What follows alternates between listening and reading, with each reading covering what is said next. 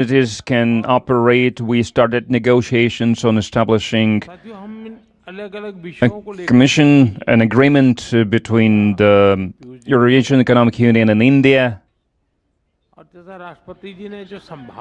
As it's been mentioned previously today, we, as friends, cooperate in various fields, and President Putin has just mentioned the opportunities we have in various fields.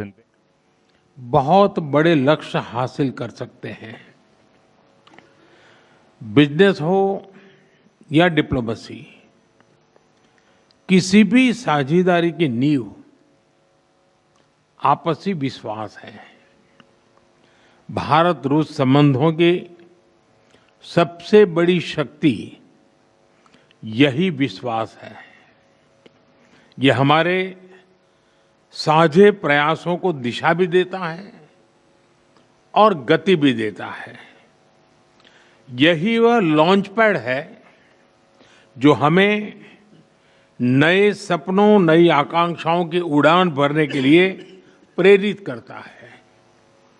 पिछले वर्ष राष्ट्रपति Putin और मैंने 2030 तक द्विपक्षीय व्यापार को $100 बिलियन का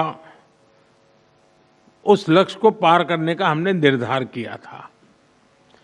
लेकिन कल से मेरी जो राष्ट्रपति पुतिन से बात हो रही है और जिस प्रकार के पोटेंशियल नजर आ रहे हैं, मुझे नहीं लगता कि हमें 2030 तक इंतजार करना पड़ेगा। ये मैं साफ देख रहा हूं। हम उस लक्ष्य को समय से पहला पूरा करने के संकल्प के साथ आगे बढ़ रहे हैं और मेरा विश्वास बढ़ रहा है। टैरिफ और नॉन टैरिफ बैरियर्स को कम किया जा रहा है, लेकिन साथियों, इन प्रयासों की असली शक्ति आप जैसे बिजनेस लीडर्स हैं। आपकी ऊर्जा, आपका इनोवेशन और आपका एम्बिशन, यही हमारे संयुक्त भविष्य को आकार देते हैं। फ्रेंड, पिछले 11 वर्षों में भारत में जिस स्पीड और स्केल के साथ हमने बदलाव किए हैं, वह अभूतपूर्व हैं। रिफॉर्म, परफॉर्म एंड ट्रांसफॉर्म, इस सिद्धांत पर चलते हुए भारत तेजी से विश्व की तीसरी सबसे बड़ी इकोनॉमी बनने की और आगे बढ़ रहा है। और 11 वर्षों की इस रिफॉर्म यात्रा में हम न थके हैं, हम न रुके हैं। हमारे संकल्प पहले से ज्यादा मजबूत हैं और हम लक्ष्य की दिशा में बड़े आत्मविश्वास के साथ बहुत तेज गति से आगे बढ़ रहे हैं। जीएसटी में नेक्स्ट जनरेशन रिफॉर्म और कंप्लायंसेस में कटौती, ऐसे कदम उठाए गए हैं ताकि ईज ऑफ डूइंग बिजनेस को बढ़ावा मिले। डिफेंस और स्पेस को प्राइवेट सेक्टर के लिए खोल दिया गया है। इससे इन सेक्टर्स में नए अवसर बने हैं। अब हम सिविल न्यूक्लियर सेक्टर में भी नई संभावनाओं के द्वार खोलने जा रहे हैं। यह केवल एडमिनिस्ट्रेटिव रिफॉर्म नहीं, बल्कि माइंडसेट रिफॉर्म्स हैं। इन रिफॉर्म्स के पीछे एक ही संकल्प है, विकसित भारत। फ्रेंड्स, कल और आज आपके बीच बहुत ही उपयोगी और सार्थक चर्चाएं हुई हैं। मुझे खुशी है कि भारत और रूस के सहयोग के सभी क्षेत्रों का इस बैठक में प्रतिनिधित्व किया गया है। आप सभी के सुझावों और प्रयासों के लिए मैं आपका हार्दिक अभिनंदन करता हूं।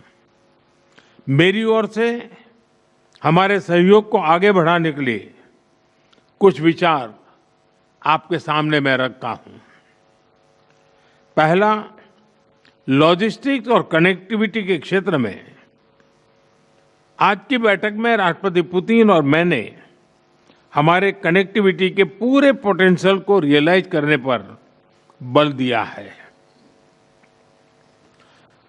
आईएनएसटीसी या तो फिर नॉर्दर्न सी रूट यानी चेन्नई व्लादिवोस्टोक कॉरिडोर, इन पर हम आगे बढ़ने के लिए प्रतिबद्ध हैं। जल्द ही इस दिशा में प्रगति होगी। इससे ट्रांजिट टाइम घटेगा, कॉस्ट कम होगी और बिजनेस के लिए नए मार्केट्स खुलेंगे। डिजिटल टेक्नोलॉजी की ताकत के साथ हम कस्टम्स, लॉजिस्टिक्स और रेगुलेटरी सिस्टम को वर्चुअल ट्रेड कॉरिडोर से जोड़ सकते हैं।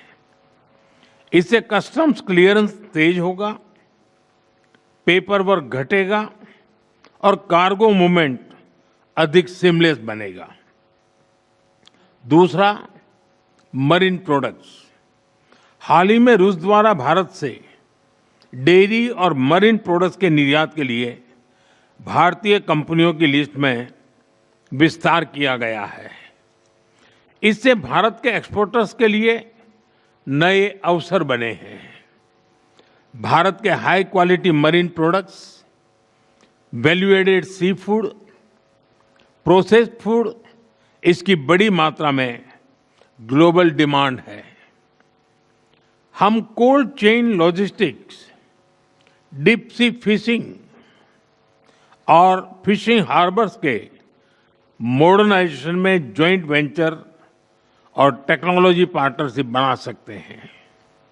इससे रूस की डोमेस्टिक डिमांड भी पूरी होगी और भारतीय उत्पादों को नए मार्केट भी मिलेंगे।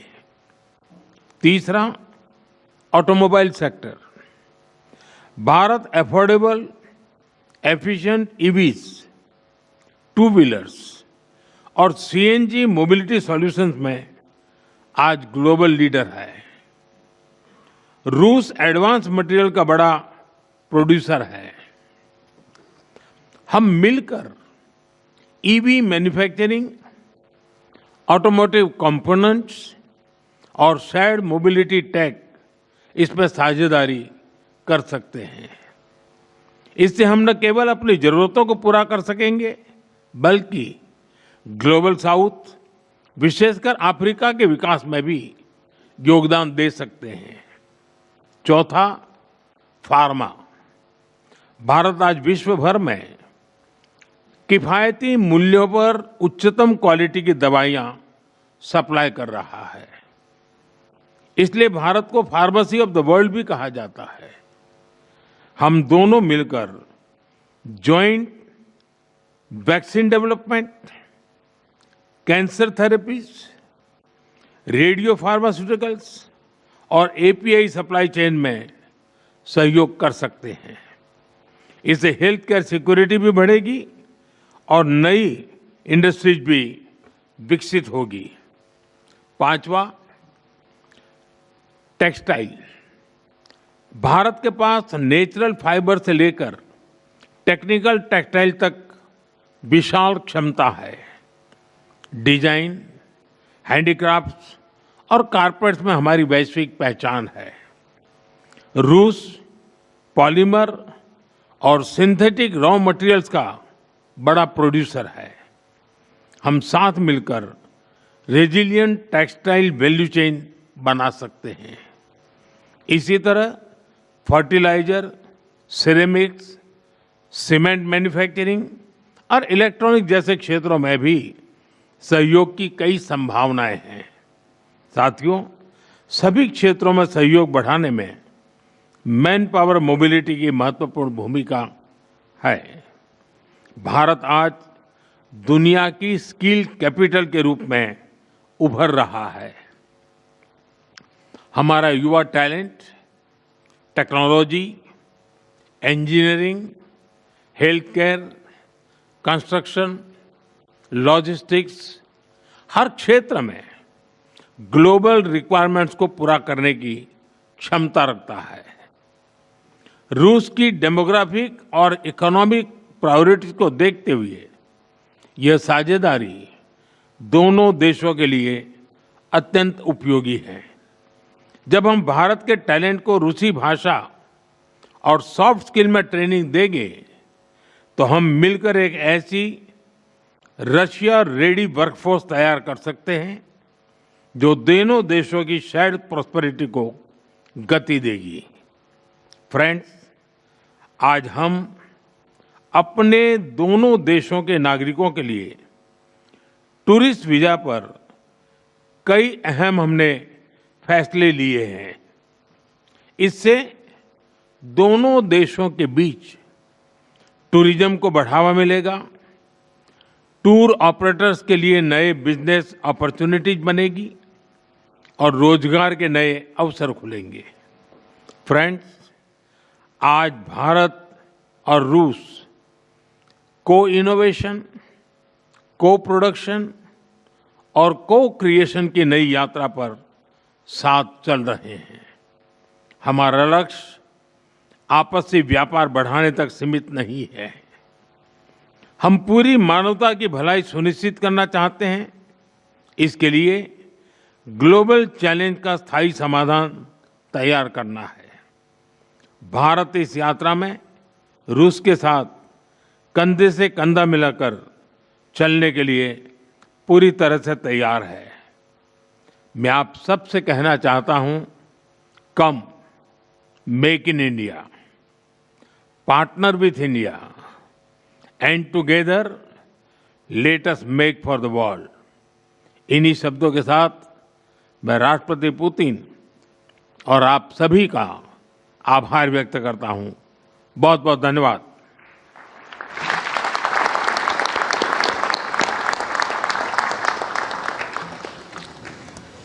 मोदी भारत मंडपम में बिजनेस फोरम को संबोधित करते हुए ये बता रहे हैं कि ये सदी भारत की है। स्किल इंडिया इस वक्त अपने नए आयाम छू रहा है और इसीलिए अब मैं आप सबसे ये आह्वान करता हूं, कम मेक इन इंडिया।